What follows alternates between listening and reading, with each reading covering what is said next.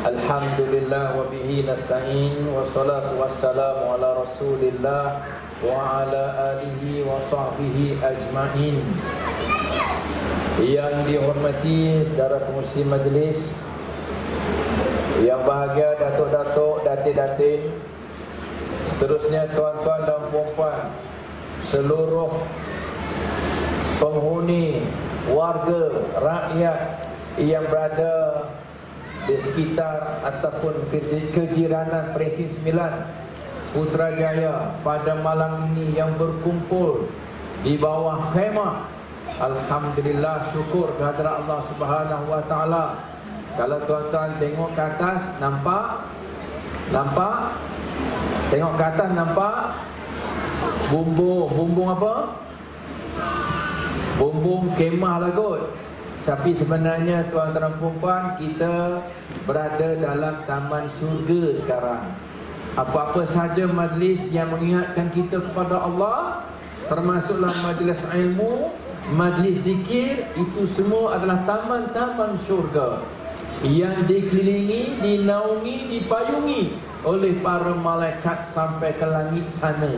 Nampak bumbung, tetapi kita tak nampak malaikat-malaikat yang berlapis-lapis menindang antara satu sama lain sampailah ke langit sana, sambil mereka mengucapkan doa rahmat dan istighfar untuk kita yang berada dalam majlis pada malam ini. Alhamdulillah. Tuan-tuan dan puan-puan dirahmati Allah, malam ini forum kita bertajuk bahagia di dunia, bahagia di akhirat. Nampak muka tuan-tuan dan puan-puan macam bahagia, kita bahagia? Bahagia, alhamdulillah. Orang kejiranan Presin 9 ni ramai perempuan ke laki-laki ya? Tak ramai? Sama. Alhamdulillah. Itulah tanda-tanda kebahagiaan, sama laki-laki dan perempuan. Untuk itu tuan-tuan dan puan-puan, bukan saya nak mengucap ataupun nak mengupas tajuk ini. Bahagia dunia, bahagia akhirat, kita telah undang dua orang tokoh. Kalau tuan-tuan masih ingat lagi tuan-tuan, kedua-dua orang ini ialah juri kepada Da'i musim yang lalu tuan-tuan dan puan-puan ya. Pernah kita lihat mereka bergaduh di kaca TV. Inilah orang-orangnya tuan-tuan ya. Alhamdulillah. The heavyweight champion tuan-tuan ya. Mesti menang lah. Di sebelah kanan saya, dia ala-ala Habib sedikit malam ini tuan-tuan ya. Iaitu yang bahagia Datuk Ustaz Bazli Shah bin Alauddin, seorang daripada tokoh yang cukup ternama dalam dakwah dan juga keagamaan, yang berasal dari negeri Pahang ya. Orang Jabatan Agama Islam Pahang ni tuan-tuan, jangan main-main. Assalamualaikum warahmatullahi wabarakatuh. Alhamdulillah. Dan di sebelah kiri saya cukup bertenang pada malam ini tuan-tuan ya. Cukup bertenang dengan WhatsApp-nya. Yang bahagia Ustaz, kalau nama manjanya tuan-tuan, saya panggil Ustaz Harry Potter ya. Ustaz belum pernah pun. Ustaz Haryanto nama panjangnya Ustaz Haryanto Rizal Rohman, daripada Malaysia lah, bukan Indonesia Malaysia. Assalamualaikum Ustaz. Assalamualaikum warahmatullahi wabarakatuh. Saya nampak malam ni tuan-tuan dan puan-puan, muka-muka ahli panel, muka-muka yang bahagia. Mukanya bahagia, hati dah tahu tuan-tuan ya? Mukanya bahagia. Saya nak tanya Ustaz Bazli Shah lah ya, sebagai seorang yang banyak merujuk kepada apa ni, istilah-istilah yang hebat sebenarnya. Kalau dengar percakapan dia, memang kita tak nak dengar tuan-tuan. Ni falsafah yang kita ingat sampah, tapi sebenarnya tuan-tuan dan puan bagus untuk kita betul-betul ingat. Ustaz tersebut bahagia ni Ustaz. Apa makna bahagia? Adakah bahagia ni perasaan bahagia walaupun nampak huru-hara, rumah huru-hara, anak menangis, sana menangis, sini menangis, sana berak, sini kencing, tapi dia relax. Biasa berlaku kat suami lah. Suami yang bahagia, relax je. Ataupun orang bahagia tu orang yang senyum sorang-sorang kan, cakap sorang-sorang, bahagia juga kan. Jadi apa sebenarnya dikatakan bahagia untuk reference orang kejiranan Presin 9? Silakan Ustaz. Assalamualaikum warahmatullahi wabarakatuh. Bismillahirrahmanirrahim. Alhamdulillahirabbil alamin. Wassalatu wassalamu ala asyrafil anbiya'i wal mursalin wa ala alihi wa sahbihi ajma'in, amma ba'du. Terima kasih kepada saya Al-Fadhil Ustaz Fauzi Mustafa selaku moderator forum, rakan bicara wara ibu saya Ustaz Haryanto Riza Rahman, yang saya hormati pengurusi PPZ Mawid Datuk Cik Mak Cik Ali, seterusnya tuan-tuan guru, para alim ulama, para habaib, muslimin muslimat, hadirin hadirat, tuan-tuan, puan-puan, puan-puan, puan-puan, puan-puan dan puan-puan. Mudah-mudahan dirahmati Allah sekalian. Takrif bahagia terlalu banyak.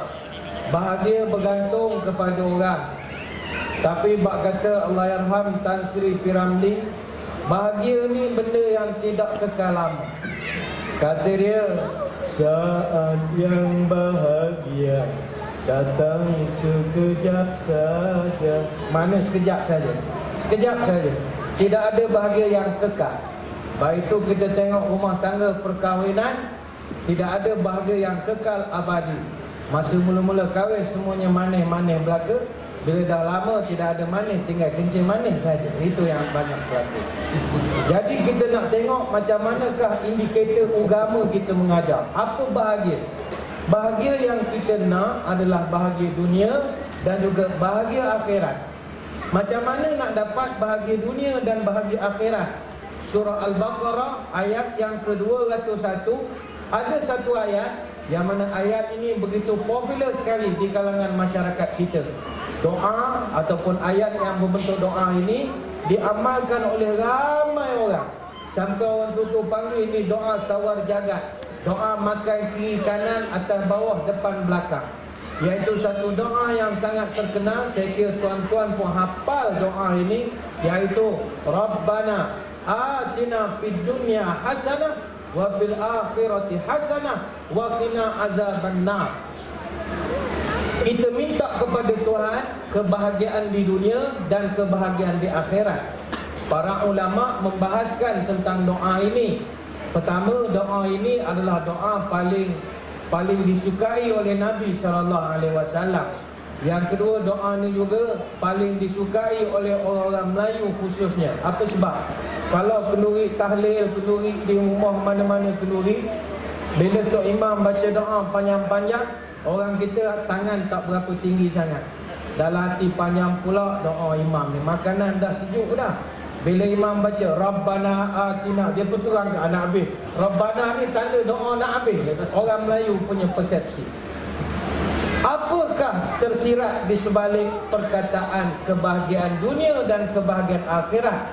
Kata para ulama, dalam doa itu kebahagiaan di dunia ada 14 perkara. Pertama sekali, mendapat taufik dan hidayah daripada Allah Subhanahu wa taala. Nombor 2, diberi kepahaman dalam agama. Yang ketiga, dapat ada kemampuan melakukan amalan soleh. Yang keempat, dapat ilmu yang bermanfaat. Yang kelima, dapat isteri yang solehah dan tidak garang. Yang keenam, mendapat zuriat penyejuk mata dan penyejuk hati. Yang ketujuh, mendapat kawan-kawan yang soleh-solehah. Yang ke-8, dapat kesihatan, kesejahteraan dan lapang masa. Yang ke-9, panjang umur dalam ketaatan. Yang ke-10, dapat rezeki yang halal. Yang ke-11, dapat jaga iman dan takwa. Yang ke-12, dapat masa banyak mengingati Allah. Yang ke-13, berjaya menyucikan hati dari perangai tak molek. Dan yang ke-14, mati dalam kebaikan, husnul khatimah. Jadi kalau kita nak ukur bahagia di dunia, ini 14 perkara tadi. Kalau nak ukur bahagia dari segi harta, tidak ada masuk 14 perkara ini. Sebab harta ini subjektif. Ada orang rumahnya besar, bertingkat-tingkat, duitnya tebal, berlipat-lipat, keretanya bersusun, berkilat-kilat, isterinya pun cantik memikat. Kadang-kadang jumlahnya 4, tapi rumah tangganya hari-hari kiamat. Tidak mesti. Tapi yang 14 ini perlu jadi buruan. Soal yang kedua, apa pula bahagia di akhirat? Yang Rabbana atina fid dunya hasanah wa fil akhirati hasanah. Apa bahagia akhirat? Kata ulama tafsir, 8 perkara bahagia akhirat. Yang ini yang kita nak. Nombor 1, selamat daripada seksa ataupun azab kubur. 1. Yang kedua, selamat ketika hari kiamat, ketika dibangkitkan dari kubur. Sebab manusia nanti dia bangkit dari kubur tidak rupa macam di dunia. Ada orang jalan dengan tangan, ada orang jalan sambil seret kepala atas jalan, macam-macam pesek. Dipanjang huraian jadi ceramah pula nanti. Yang ketiga, bahagia akhirat, dapat perlindungan aras ketika berhimpun di padang mahsyar.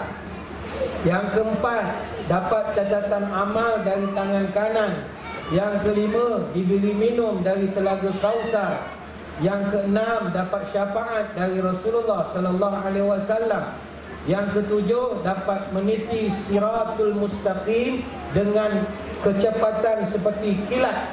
Sebab kata ulama, ada orang meniti itu pertama bagaikan cahaya kilat yang memancar, begitu laju. Ada orang bagaikan angin kencang. Ada orang bagaikan kuda yang berlari. Ada orang bagaikan burung yang pantas terbang. Ada orang dalam keadaan berlari. Ada orang dalam keadaan berjalan. Ada orang berdiri, kejap duduk, kejap berdiri. Dan ada orang nanti diseret dia dengan rantai. Macam-macam lah. Dan yang ke-8, kita nak minta kita dibenarkan masuk surga Allah Subhanahu Wa Taala. Maka hadirin hadirat sekalian, inilah maksud Rabbana atina fid dunya hasanah wa fil akhirati hasanah wa qina azabannar. Ya Allah, beri aku bahagia di dunia, iaitu 14 perkara yang dinyatakan tadi, dan beri aku kebahagiaan di akhirat, 8 perkara yang kita nyatakan tadi, dan penutupnya wa qina azabannar. Jauhkan aku daripada azab api neraka. Itu sebagai mukadimahnya Ustaz Fazil. Wallahu a'lam. Terima kasih Ustaz. Alhamdulillah tuan-tuan, banyak benda. Sempat kata 14 perkara di dunia. Sempat kata anggur. Alhamdulillah, semua hafiz-hafizah. Alhamdulillah ya. Nampak tak cantik tapi diingat. Banyak makan jus tuk guru. Alhamdulillah ya. Anak murah pergi ke Halfest. Besoklah sekali ya, The Mines Convention Center. Dapat harga menarik untuk guru. Elak tak? Ustaz Haryanto bertenang ya. Bila bercerita tentang 14 perkara yang ditulis ataupun disebut oleh Tok Bak tadi tuan-tuan, nombor 7 saya ingat. Nombor 7. Tuan-tuan ingat nombor 7 apa dia? Ingat apa dia? Kawan-kawan yang saleh dan salehah. Kawan-kawan kita tuan-tuan perempuan di pejabat ada kawan-kawan. Dalam WhatsApp group ada kawan-kawan. Dalam taman perumahan kita pun ada kawan-kawan. So kalau di pejabat tuan-tuan dipanggil office mate. Ya, tapi kalau di Presi 9 kita panggil sebagai jiran. Jiran yang saleh, jiran yang salehah. Saya ingat lagi tuan-tuan dulu kalau saya duduk kat kampung masa kecil-kecil tak aman. Sebab jiran dia kadang-kadang ni nak pergi ke kedai, dia selalu ajak mak saya. Dia suka berteman dengan mak saya. So dia pun pergilah kedai. Dia pun belilah periuk, katakanlah periuk, sudu. Dia suka beli apa yang mak saya beli, itulah dia beli. Jenama tu, warna tu sama, color sama, brand. Tetapi bila mana sudunya hilang kat rumah dia cari kat rumah saya. Jumpalah sebab sama. Ini sudu saya rupanya. Masya Allah, balik rumah dia. Gila tuan-tuan. Stres. Nak tanya Ustaz Harry Potter, sejauh mana dikatakan asbab kebahagiaan ini ialah terletak juga pada jiran-jiran yang baik. Silakan Al-Fadhil Ustaz. Bismillahirrahmanirrahim. Assalamualaikum warahmatullahi wabarakatuh. Alhamdulillahirabbil alamin wa bihi nasta'in ala umuri dunya waddin wassalatu wassalamu ala rasulihil amin وعلى آله وأصحابه والتابعين والتابعين لهم بإحسان إلى يوم الدين. قال رب اشرح لي صدري ويسر لي أمري واحلل عقدة من لساني يفقهوا قولي. سبحانك لا علم لنا إلا ما علمتنا إنك أنت العليم الحكيم ولا حول ولا قوة إلا بالله العلي العظيم. اللهم فقهنا في الدين وعلمنا التأويل أما بعد. Terima kasih kepada sahabat saya moderator pada malam ini. Lama rasanya tidak bersama-sama di pentas, dan malam ini alhamdulillah dapat sama-sama dan orangnya sejasa muda tuan ni. Walaupun janggut pun dah putih sikit. Bahagia Ustaz Fauzi Mustafa Al-Jusuf. Saya tolong iklannya sikit lagi lah. Yang dihormati sahabat saya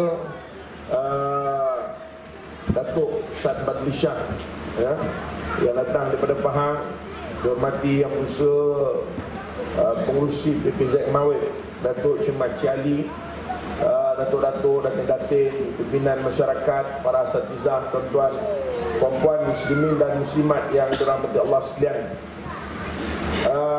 Malam ni kita nak cerita sebenarnya satu tajuk yang paling penting dalam kehidupan. Kehidupan ni maknanya kehidupan di dunia lah, ya? Kerana kadang-kadang ada orang dia pandang remeh persoalan ni. Kita terlupa tuan-tuan bahawa manusia dia tidak hidup sendirian. Saya fikir kalau kita manusia ni hidup sendirian, saya ingat kita tak perlu bincang tajuk ni malam ni. Pasal apa? Pasal masing-masing boleh cari kebahagiaan sendiri. Tapi oleh kerana realiti kehidupan kita memang hidup bermasyarakat. Bukan saja kerana kita nak hidup bermasyarakat, tetapi memang kerana Allah menjadikan manusia hidup secara bermasyarakat.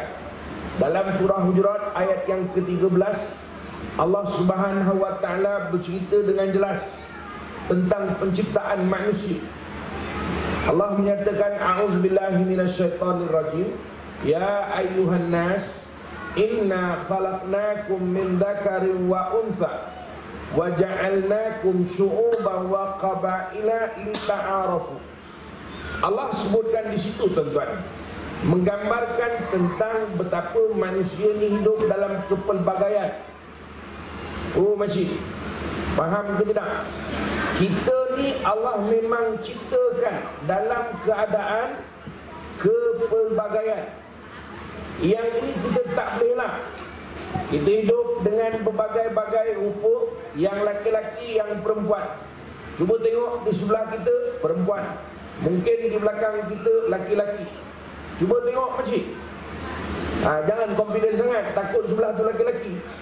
Tengok dulu, memang perempuan betul. Perempuan dah tu. Sebab itu tuan-tuan, Allah memang jadikan begitu. Kehidupan manusia ni ada kepelbagaian.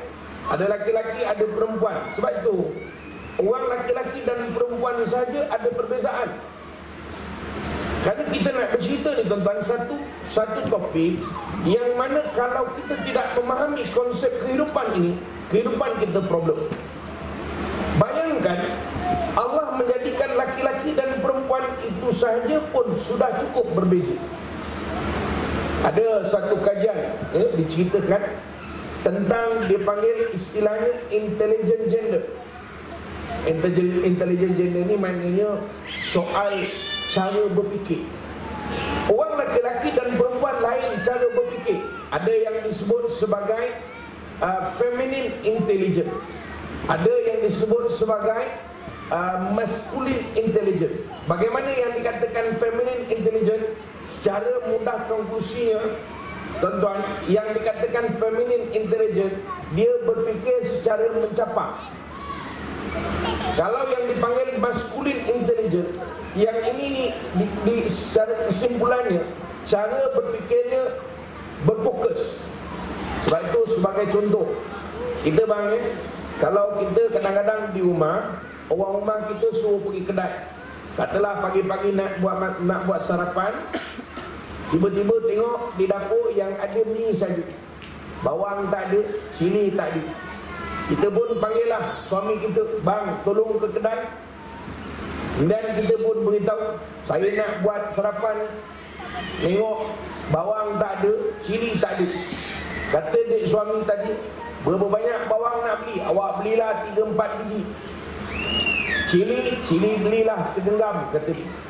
Saya nak tanya orang Putrajaya, agak-agak suami tadi balik, bawa berapa banyak bawang, berapa banyak cili? Di antara 3 atau 4 saja dia akan bawa. Kerana arahannya 3 atau 4 saja. Tak mungkin dia bawa 5. Pasal apa? Pasal cara yang disebut sebagai masculine intelligence. Cara dia berfikir laki-laki fokus. Kalau dikatakan 3-4 biji, 3-4 biji je lah dia beli. Walaupun kita dah bagi tahu ni nak buat ni. Kalau kita kata beli cili tu segenggam saja dia beli. Sedangkan kita nak buat ni, tentu perlukan mungkin bawang goreng, tentu mungkin perlukan daun bawang atau daun sup. Agak-agak dia beli tak? Tak ada. Kalau kita tanya, awak tak beli daun sup? Awak suruh beli bawang dengan cili. Lain kali beritahulah suruh beli daun sup. Ini contoh cara berfikir fokus. Ini laki-laki. Dan begitu juga orang perempuan. Kadang-kadang kita duduk di rumah, tiba-tiba orang perempuan kita ajak. Dia kata, bang, jom kita ke Jaya. Putrajaya ni ada Jaya juga? Tak ada? Apa dia yang ada di sini? Alamanda, okeylah, Alamanda. Takkan beli sayur ke Alamanda? Ada juga? Okey, beli sayur ke Alamanda. Kawan tak duduk Alamanda. Tuan-tuan, katalah isi kita bagi tahu nak pergi ke Alamanda. Dia kata nak buat benda. Saya nak beli bahan-bahan dapur ni sikit. Banyak dah tak ada. Sabun tak ada, bawang tak ada, cili tak ada. Macam-macam lah kata dia. Kita pun bawa lah, malas nak pening-pening kembali. Kita pun kata, tak apa, awak masuk, saya tunggu di kereta saja. Tak lama dia pun keluar. Tuan-tuan, agak-agak apa yang dia bawa? Tentulah barang dapur, soflannya, sabunnya, sabun basuh, sabun mandi, berus gigi, ubat gigi. Betul tak? Bawang, cili dan sebagainya. Lagi, langsir. Lagi, baju budak. Kita tanya, awak kata tadi nak beli barang dapur. Apa kata isteri kita? Awak mana tahu, ni harga tengah murah. Ini contoh tuan-tuan, cara berfikir mencapai. Sebab itu orang perempuan, cara berfikir dia mencapai. Tak sama dengan orang laki-laki. Sebab itu kita kalau nak suruh suami pergi kedai, detailkan. Bang, nanti beli sabun, fat. Sebut je nama terus. Kalau beli reset, kalau beli penyembur serangga, sebutkan namanya. Kalau beli barang, detailkan satu-satu. Kenapa? Ini cara berfikir maskulin. Tuan-tuan, yang ini ni suami isteri. Yang laki-laki dan perempuan yang duduk serumah. Kemudian Allah sebut dalam Quran, wa ja'alnakum syu'uban wa qabaila lita'arafu. Lain daripada itu, kami jadikan pula kamu ini berbangsa dan puak. Bayangkan, orang yang lain cara bahasanya, lain pula cara kehidupannya, lain latar belakangnya, lain cara kehidupannya. Tiba-tiba tuan-tuan, yang ini jadi jiran kita. Yang jadi jiran kita bukan mesti daripada Selangor, mungkin daripada JDT. Bahasa sekarang baru. Dia tak panggil Johor lah, JDT. Mungkin daripada Johor, lain cara berfikir. Mungkin daripada Kelantan, lain minatnya. Mungkin ada yang daripada Sabah, lagi lain pula minatnya. Sebab itu tuan-tuan, berbezanya manusia ini sudah tentu banyak perbezaan yang akan berlaku dalam kehidupan. Jadi kalau kita tanya, hari ini kita duduk hidup berjiran, bagaimana mungkin kita berbahagia kalau jiran itu tidak menyebabkan kita berbahagia? Saya kira tuan-tuan, ini berlaku secara realiti. Kenapa? Sebab hari ini bila kita gagal untuk mendapatkan seorang jiran yang boleh memahami jirannya, hidup kita tidak akan tenang. Sebab itu tuan-tuan sekalian, dalam sebuah hadis Rasulullah SAW, Nabi nak menceritakan kepada kita betapa hendaklah kita lihat betul-betul jiran itu. Sehingga kata Nabi SAW, Jibril sentiasa datang kepadaku dan berpesan tentang jiran, sehingga kan aku merasakan bahawa seolah-olah jiran akan mewarisi harta jiran. Apa maknanya kak? Oh kak, apa maknanya? Nabi seolah-olah nak memberi satu isyarat bahawa jiran sangat memberi kesan kepada jirannya. Berapa ramai hari ini tuan-tuan kita duduk, kita memulakan kehidupan dengan membuat hubungan dengan jiran. Membuat hubungan ni biar betul. Maksudnya laki-laki, perempuan kak, jangan tak ada kerja pula. Kita jiran pindah-pindah je, tengok jiran lawak, buat hubungan terus. Bukan, maksudnya membina hubungan. Berapa ramai kita bila pindah rumah, kita tengok dulu siapa jiran sebelah. Kita tengok apa suka dia. Oh, nampaknya jiran sebelah suka bunga. Tengok, pernah tak tuan-tuan kita melihat apa kecenderungan jiran kita? Kadang-kadang tuan-tuan kita rela hidup dalam masyarakat, kita tak pernah ambil tahu siapa yang berada di sebelah kita. Yang ini kadang-kadang yang akan menyusahkan kita. Kenapa? Yang ini tuan-tuan tengok hari ini, yang hidup berjiran, oleh kerana kita tidak bina hubungan dengan dia, kadang-kadang tuan-tuan tengok dia parking menyebabkan kita suka. Kita nak keluar, terpaksa horn kereta dia sampai ke sudah tak keluar. Kadang-kadang kita balik, ya, kita tengok sampah bersepah depan rumah kita. Kenapa? Jiran sebelah tidak prihatin tentang jiran dia. Saya nak sebut ini contoh. Kenapa? Sebab kita tidak memulakan kehidupan kita dengan membina hubungan dengan jiran, supaya masing-masing di antara satu sama lain tahu kecenderungan. Maknanya tuan-tuan, sebab itu kita tengok hari ini, saya suka sebut bab ini kerana ini yang rajin berlaku.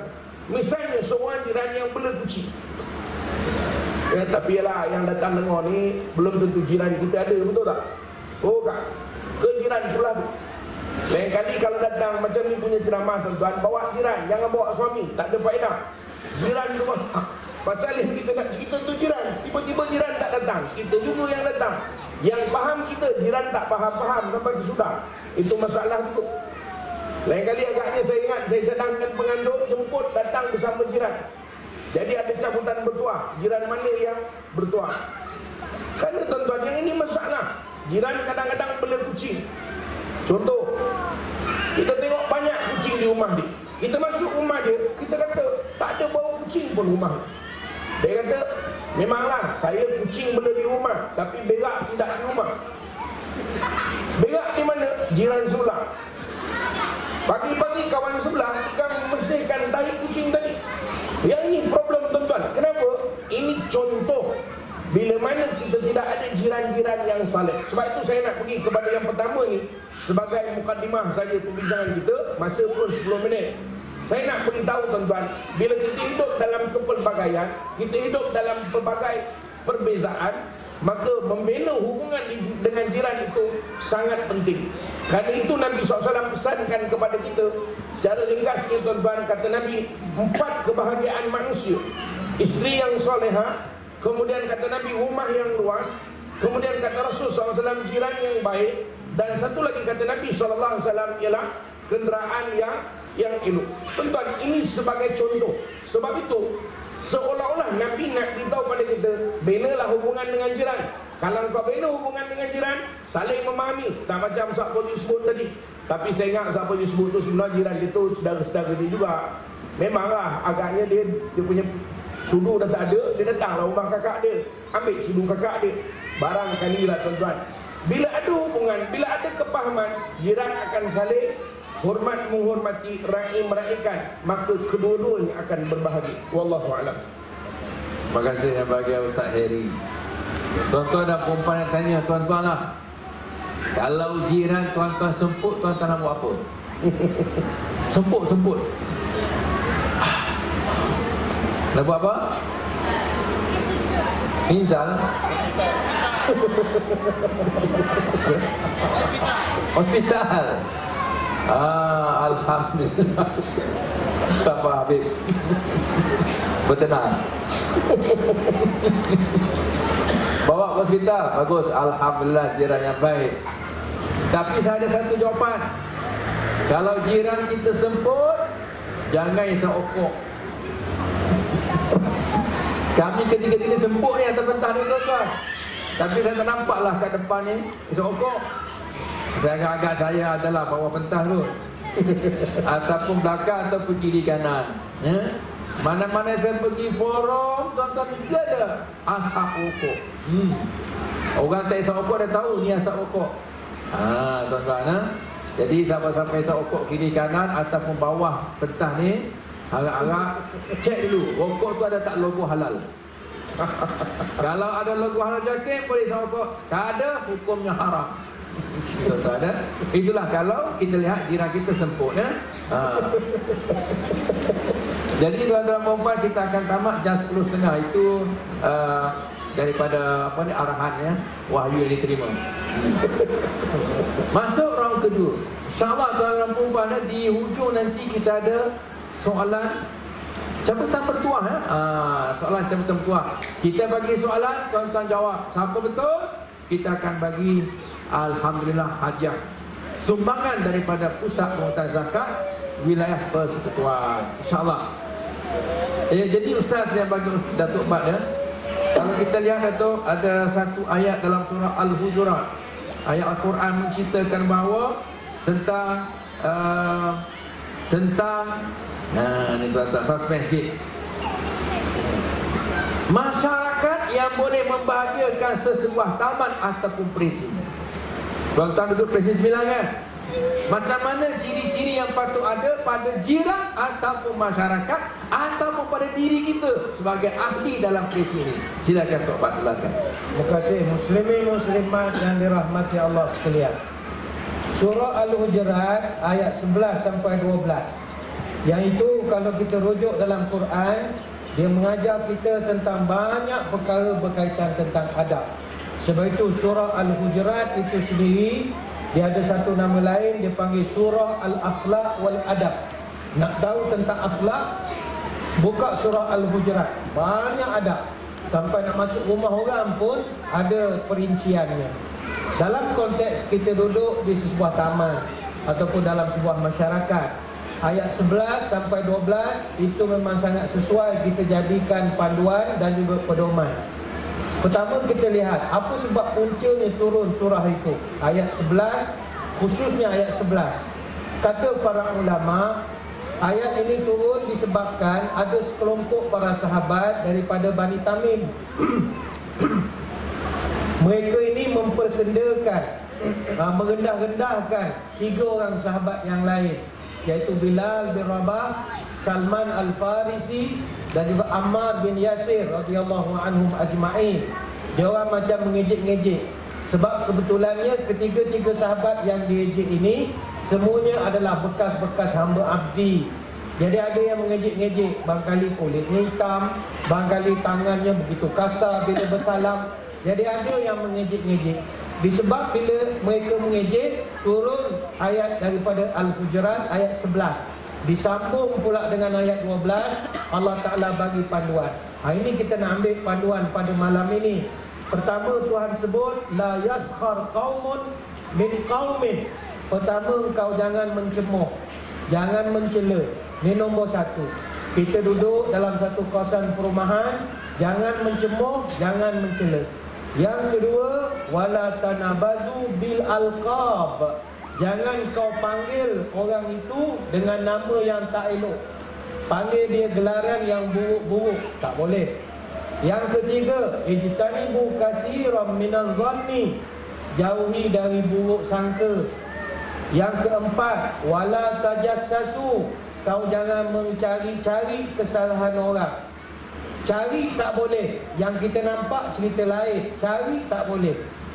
Macam contoh, orang kita kononnya tak nak jaga tepi kain orang. Dalam Islam, jaga tepi kain dibenarkan. Yang tak dibenarkan masuk dalam kain orang tak boleh. Bila masuk, itu busybody tahap puaka. Kau akan korek-koreklah benda yang tak sepatutnya dinampak. Cerita orang tu zaman Pok Yeye Agogo lompat, nak dikorek buat apa?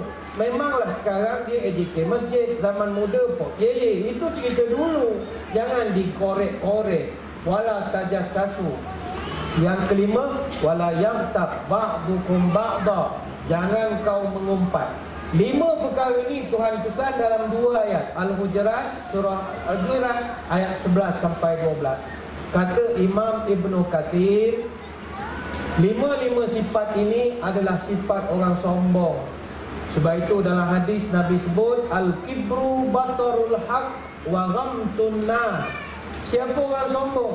Orang sombong ni adalah dia tak nak terima teguran, dia tak boleh terima kebenaran, dan dia suka ghamtun nas, meremeh-remehkan orang. Nabi mengistilahkan orang yang suka underestimate orang, orang merendahkan orang, ini orang sombong. Ingat, dalam satu hadis Nabi bagi amaran, kalau kita nak tahu kita ni ahli neraka ataupun tidak, tengok ada tak 3 sifat dalam diri kita. Pertama utul, yang kedua jawaz, yang ketiga mustakbir. Apa makna utul? Dia suka bertengkar. Hobi masa lapang bertengkar. Kalau tak bertengkar dengan orang dalam WhatsApp group, ada yang dia nak kelahi hari-hari. Hobi dia. Kalau dia tak bergaduh, demam dia agaknya. Itu tanda dia ni calon ahli neraka. Suka bertengkar. Yang kedua, jawaz, belagak. Belagak dengan segala apa yang dia ada. Yang ketiga, mustakbir, sangat sombong. Sebab itu hadirin hadirat, jangan sombong. Kita duduk di Putrajaya ni, duduk sama-sama kita pejabat awam, lagilah kita jangan sombong. Barangkali kita kumpulan A, pangkat besar sikit, jiran kita orang kumpulan B, gaji rendah sikit. Lalu kita nak sombong sikit dengan dia. Bila naik lift, orang tu bagi salam, Assalamualaikum Tan Sri. Bunyi lembu jawab tidak. Apa orang grade 29 bukan orang? Apa kau ingat kau dosa boleh masuk surga? Belum tentu lagi. Jangan sombong.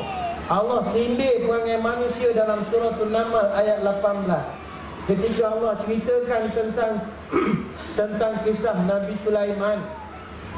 Hatta idza atau ala wadin namlin qalat namlatun ya ayuhan nam udkhulu masakinakum la yahtimannakum Sulaiman wa junuduh wa hum la yash'urun. Allah Ta'ala rakamkan peristiwa Nabi Sulaiman tengah konvoi. Kita di tempat kita pun banyak konvoi. Konvoi bukan benda pelik. Nabi Sulaiman pun sebab dia raja, dia pun konvoi. Tetapi Allah rakamkan bagaimana sifat tawaduk Sulaiman. Ketika sampai di satu lembah semut, tiba-tiba seekor semut betina telah berpesan pada kaumnya, wahai momot sekalian. Momot tu bukan mahmud, semut. Momot, berhenti kita semua. Raja kita nak lalu, nanti dia hentam kita. La yash'urun, dia tak perasan, bukan dia jahat. Berhenti dulu. Percakapan semut ini didengari oleh Nabi Sulaiman. Nabi Sulaiman titahkan pemandu dia berhentikan kenderaan. Bayangkanlah ADC apa, UTK apa, Kona, lipat habis semua kereta motor. Terkejut, kenapa berhenti? Ada semut melentas, semut tepuk dahi. IC, ingatkan gajah nak melentas, semut langgar je lah. Dah, Nabi Sulaiman nak tunjuk sifat kesalingan.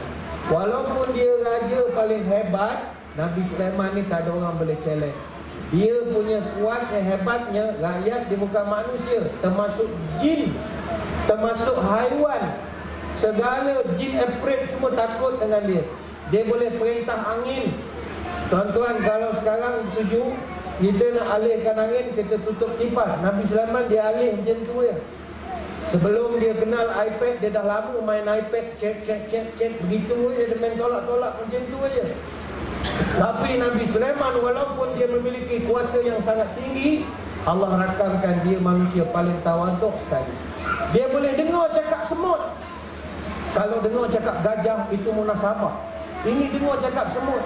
Umpama kita lah grade dusasi, boleh dengar grade orang N19 cakap, ini orang paling hebat. Dia boleh mendengar orang yang paling bawah. Tidak ada langsung sifat sombong. Tidak ada langsung nak fikir gelaran, pangkat, kedudukan, jawatan. Masalah kita orang kerajaan semua ikut grade. Ingat ni telur ayam ke main grade. Kita semua manusia di sisi Allah. Grade tu hanya gaji, pendapatan Tuhan yang tahu. Mana tahu kat kampung dia ada 10 hektar tanah, tu jangan main-main. Grade dia N17, pendapatan N71. Don't play. Ini kerja Allah Ta'ala. Jangan sombong dengan grade. Ini panjangkan jadi ceramah tidak simak. Tapi yang penting jangan sombong. Sebab itu Al-Hujurat kata Ibn Katsir mengajar kita jangan sombong. Jangan meremeh-remehkan orang. Jangan mengumpat orang. Sampai Nabi sebut Iza zakarta akhaka bima yahqau faqad iztabtahu. Kalau kau bercakap satu benda yang saudara kau tak suka percakapan itu, kau dah dikira mengumpat. Sahabat tak puas hati, ya Rasul, susahlah ini. Macam saya kalau saya cakap benda itu memang betul, apa salahkah? Contoh kawan saya, ini contoh kawan saya kulit gelap, saya panggil dia black. Salah ke ya Rasul? Saya bukan panggil dia kuning ke, merah jambu ke, hijau ke, tak ada. Saya panggil black. Dia punya kulit memang black, apa macam? Maka kata Nabi, in kana fihi ma taqulu faqad irtabtahu wa in lam yakun fihi ma taqulu faqad bahattahu. Nabi warning, okey, kalau apa yang kau cakap tu betul ada pada dia, kau dikira mengumpat. Tapi kalau kau cakap tu tak betul ada pada dia, kau dikira fitnah. Contoh, kawan kita kulit gelap, kita panggil dia black, hitam. Rupanya bila dia pergi ke Jabatan Kimia buat kajian kulit dia bukannya hitam, rupanya dark brown. Maknanya daripada zaman sekolah kita fitnah dia, kita panggil dia black, sepatutnya dark brown. Jadi dah bertahun-tahun kita fitnah pada dia. Senang kita jangan panggil lah orang tu panjang ke, orang tu pendek, tak boleh gelarkan. Pernah satu hari Aisyah radhiyallahu anha, Allah muliakan dia, dia ternampak satu orang perempuan yang badannya rendang-rendang pendek, orang panggil panda. Bila dia nampak terkeluar dari mulutnya ma aksaraha, kata Aisyah, ya Allah pendeknya. Saya kira tu normal. Puan-puan, tuan-tuan pun kalau ternampak orang, kita pun akan tersebut. Suami kurus, isteri gemuk. Dalam hati kita akan bercakap, gemuk gila. Jangan gemuk gila lagi. Dan kita pun rasa itu aksi spontan. Kemudian Aisyah pun, dia pun mengatakan maaf sorah, pendeknya. Didengari oleh baginda Nabi SAW. Nabi marah, Nabi kata, Aisyah, irtabtiha. Aisyah mudah mengumpat orang itu. Aisyah kata, ya Rasul, saya tak mengumpat. Cuba tengok, pendek ke panjang? Memang pendek betul ya Rasul. Maka kata Nabi, zakati ma akbaha ma fiha. Bukan, mu telah bercakap satu perkataan yang kalau dia dengar, dia kecil hati. Setuju atau tidak? Setuju, kata Aisyah. Maka kamu mengumpatlah, minta maaf balik dengan dia. Baik itu senang cerita, jaga mulut. Jaga mulut ini. Orang yang jaga mulut, insya-Allah selamat kejiranan. Baik itu Tuhan buat, mata kita dua, telinga kita dua, tapi mulut saja. Apa sebab? Mata gunakanlah sebanyak mungkin, telinga manfaatkan sebagus mungkin, mulut jangan banyak sangat guna, nanti kelak akan melukakan perasaan orang. Kita bila tak jaga mulut, orang akan jadi rosak. Inilah yang berlaku di sekeliling kita. Beriman di mulut, hati berlumut. Beriman di lidah, hati menyalah. Lidah bercabang, langkah menyilang. Cakap belecoh, rangai tak senonoh. Ke tengah memfitnah, ke tepi berdengki. Ke laut menghasut, ke darat mengumpat. Ke hulu menipu, ke hilir menyindir. Ke atas mengampu, ke bawah melapah. Ke gunung menyombong, ke lurah menista. Duduk mengutuk, tegak membengkak. Telunjuk lurus, kelingking berkait. Menggunting dalam lipatan, musuh dalam selimut. 3 hari pun tak habis lah cerita orang perangai-perangai buruk dalam masyarakat kita. Senang cerita, kesimpulannya, jaga mulut, insya-Allah semua akan selamat. Wallahualam. Terima kasih Ustaz. Tuan-tuan dan puan-puan, banyak kiasan-kiasan sebenarnya untuk kita tuan-tuan yang nampak jiran lah. Sebab kita adalah jiran kita tuan-tuan. InsyaAllah kalau kita baik, jiran kita pun akan jadi baik juga tuan-tuan, insyaAllah. Tadi saya ingat Ustaz nak sambung lagi kan, disebabkan pulut santan jenazah. Ya, durian habis.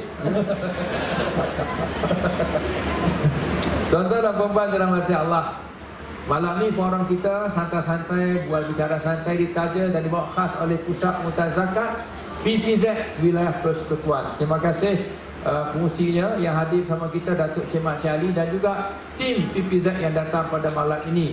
Saya tak nampak pula mana van Ada bank ke? Oh ada. Itu bank PBZ, bukan bank jenazah ya? Tuan-tuan jangan takut, jangan lari tuan-tuan. Untuk taksir zakat, tuan-tuan boleh pergi ke bank. Bank tu macam pejabat, ada akaun, ada meja. Tuan-tuan tak rasa macam di dalam bank.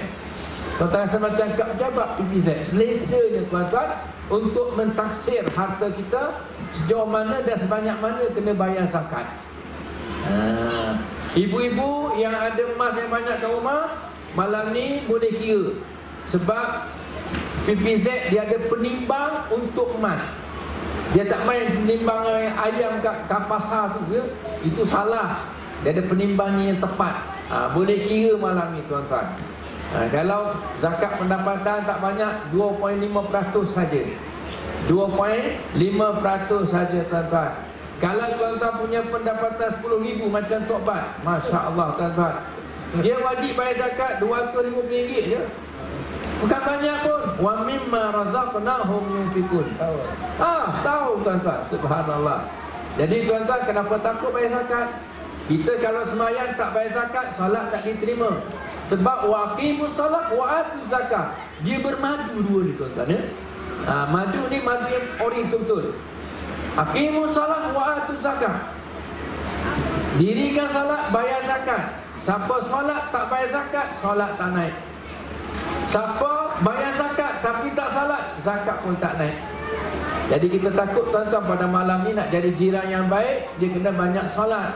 Tapi alangkah malangnya solat tak diterima oleh Allah sebab tak bayar zakat.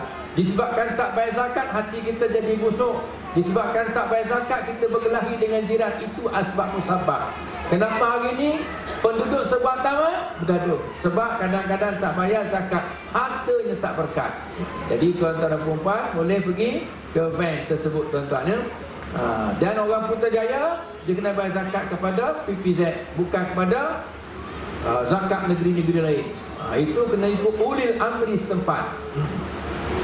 Jadi Ustaz Haryanto, kita dah sampai ke penghujung bual bicara kita pada malam ni. Saya nak tanya Ustaz lah, sebab tajuk kita bahagia di dunia, bahagia di akhirat. Kalau pada kita lah tuan-tuan, kita nak bahagia di hari akhirat, semua nak masuk syurga. Cuba angkat tangan siapa tak nak masuk syurga? Semua masuk syurga, alhamdulillah tuan-tuan. Tapi ingat, nak tanyalah Ustaz, apa kriteria yang melayakkan orang itu boleh masuk syurga, bahagia pada hari akhirat? Adakah dia termasuk juga orang-orang yang suka menyakiti hati jiran tetangganya masa hidup di dunia? Adakah dia layak kakinya melangkah ke taman syurga yang ada sebenar-benar hari akhirat? Silakan Ustaz. Bismillahirrahmanirrahim. Tuan-tuan yang dirahmati Allah sekalian, kita dah masuk round yang terakhir. Saya ingat begini tuan-tuan. Ada 4 golongan manusia di atas muka bumi. Pertama, golongan yang berbahagia di dunia, tetapi dia akan celaka di akhirat ya? Ini kita tengoklah sama ada kita masuk ataupun tidak. Dunia bahagia, duit banyak, harta banyak, rumah bagus, kenderaan pun bagus, anak-anak semua menjadi, nak makan apa semua dapat, nak pergi ke mana sampai, bagus.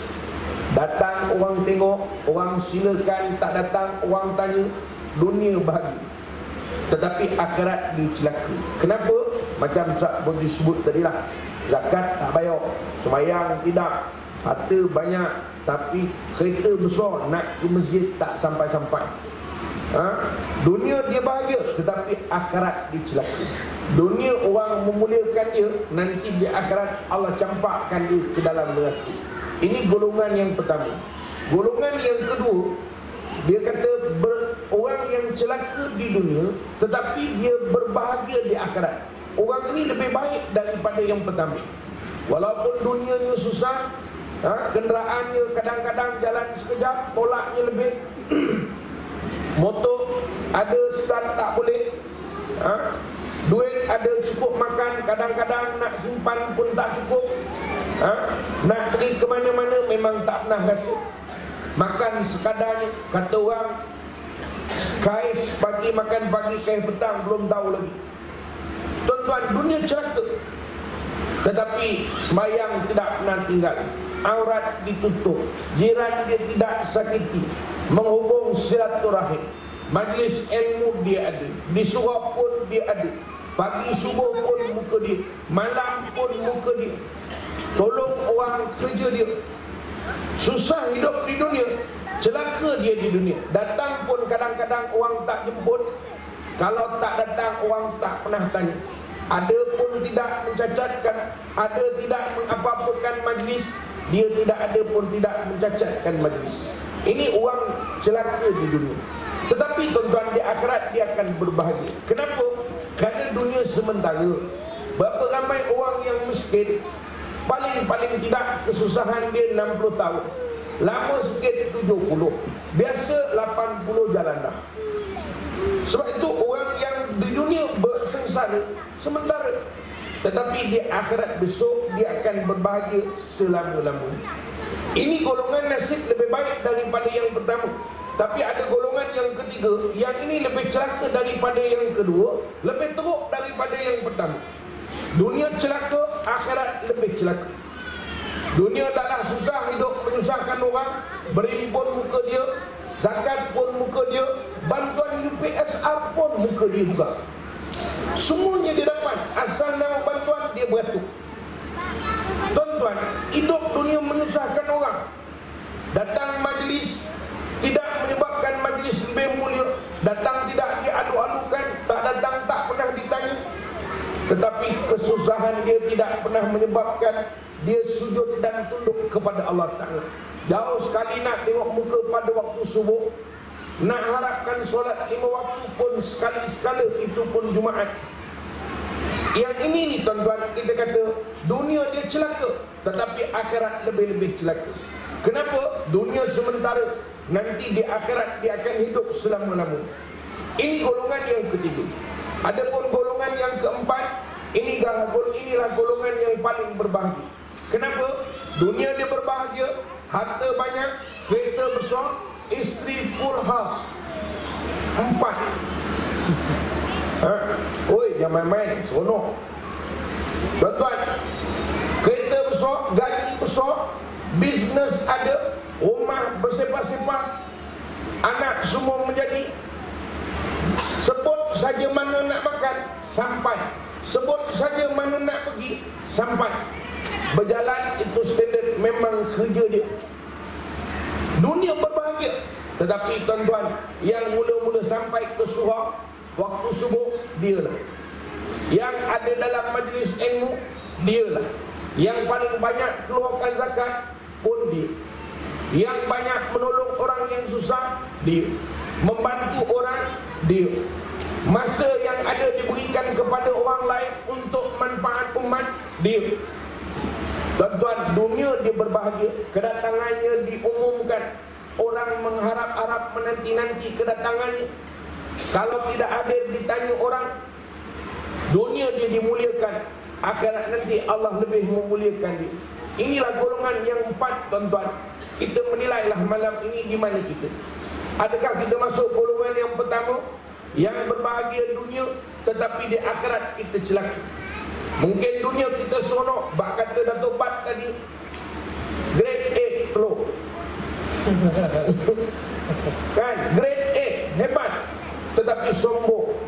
Kadang-kadang hidup berjiran tidak erti nak menghormati jiran. Kadang-kadang bila parking kereta, mentang-mentang kereta dia besar, kereta orang lain kecil, dia saja yang parking, orang lain tak ada parking. Kadang-kadang bila hidup berjiran, tak pernah ada tolak ansur. Jiran nak buat kenduri, dia warning. Datang pula majlis perbandaran Putrajaya. Tuan-tuan, orang ini dunia sekejap bahagia, akhirat dia tidak akan berbahagia. Ada juga golongan yang kedua tadi, begitulah. Dunia adalah celaka. Grade 17 kata Datuk Bat tadi, gaya macam grade 71. Bekerja sekadar saja, tetapi sombong dia amat. Kadang-kadang minta zakat tak dapat, dikomplain yang pusat zakat dalam viral. Sekian dimaklumkan. Tuan-tuan, orang ini hidupnya susah dunia, tapi di akhirat besok lagi susah. Kenapa? Hidup menabur fitnah, hidup mengandung domba, hidup mencari musuh, hidup memutuskan silaturahim, hidup tidak pernah mengamankan jiran. Dunia sengsara, akhirat lebih-lebih lagi sengsara. Sebab itu, jadilah kita sekurang-kurang golongan yang tadi. Dunia walaupun celaka, tetapi akhirat kita bahagia. Mungkin dunia kita susah, hidup berjiran kita jaga. Kita menjaga hubungan dengan jiran, tidak menyakiti jiran. Kata-kata Nabi SAW, orang yang mengumpat lebih berat daripada orang yang berzina. Orang yang mengumpat lebih berat daripada orang yang berzina. Kata para ulama mentafsirkan hadis ini, kerana orang yang mengumpat, dia terpaksa memohon sebelum bertaubat, terpaksa memohon kemaafan daripada orang yang diumpat. Tetapi orang yang berzina, dia bertaubat kepada Allah Subhanahu wa taala kerana dia tidak melibatkan manusia. Tak perlu pergi jumpa bapak dia minta maaf. Maaf pakcik, saya lah yang berzina dengan anak pakcik sampai mengandung hari itu. Memang jawapan kena penajam. Tak perlu, kerana memadai sekadar dia bertaubat kepada Allah Ta'ala. Nabi nak menggambarkan betapa payahnya apabila kita melakukan kesalahan dengan manusia. Sebab itu sekurang-kurang jadilah kita golongan yang begitu. Walaupun celaka dunia, kehidupan kita orang tidak pernah lihat, orang tidak pernah undang kedatangan kita, orang tidak pernah tanya keabsenan kita. Kan, campur bahasa Melayu juga betul lah tuan-tuan. Tetapi tuan-tuan, di akhirat besok kita akan berbahagia. Kenapa? Kitalah yang menghubungkan silaturahim. Walaupun balik kampung ada 2 biji durian, jiran kita beri sebiji. Cerita durian di malam ni, pasal semua hantu durian. Tapi nak beritahu durian dah habis, pasal bangku dah susun dah. Tuan-tuan sekalian, walaupun dunia ini tak sempurna, tetapi akhirat dia berbahagia. Rezeki yang sikit dikongsikan dengan jiran.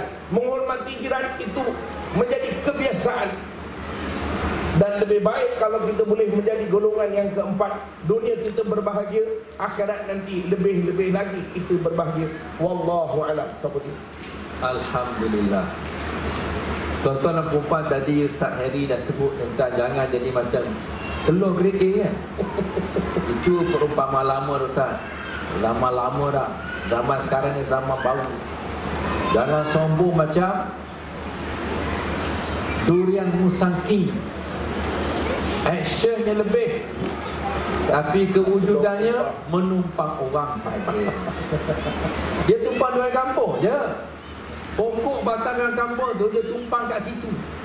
Kena toreh batang durian kampung, letak dia kat situ tuan-tuan, barulah dia hidup. Jadi musangking.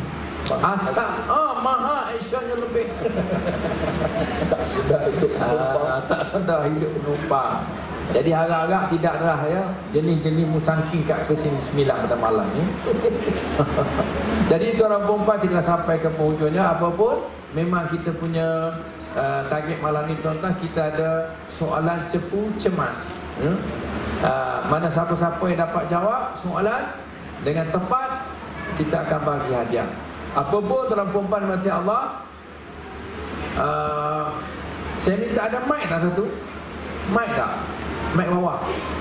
Sebab kita nak dengar suara tu biar jelas. Sebab kedua-dua Al-Bandar ni juri da'i.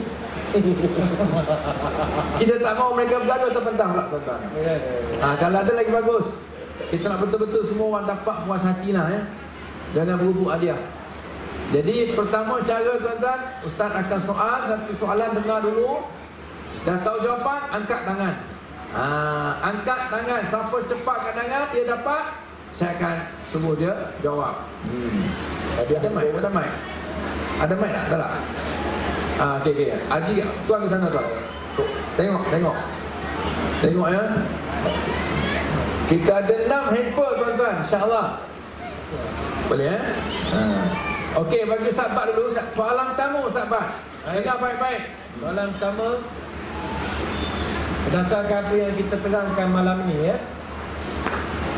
Ada satu ayat yang dibacakan di awal tadi, Rabbana atina fid dunya hasanah wa fil akhirati hasanah wa qina azabannar. Sila sebutkan surah dan ayat ke berapa? Okey. Bang. Mana? Oh. Siapa ni? Bang. Oh no. Yang berdiri tu. Berdiri tengah-tengah macam Melayu tu. Adik ya. Adik, pakai spek mata. Ni hafiz Quran tu. Aku ayat berapa tu berapa? Duit je lah. Ya Allah.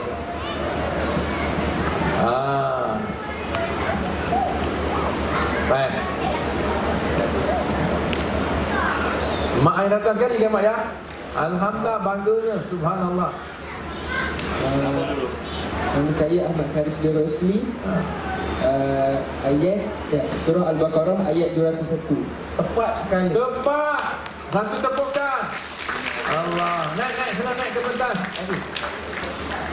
Ustaz Bak sendiri yang akan bagi hadiah. Subhanallah. Jangan buka ya. Kita setahun kemudian buka.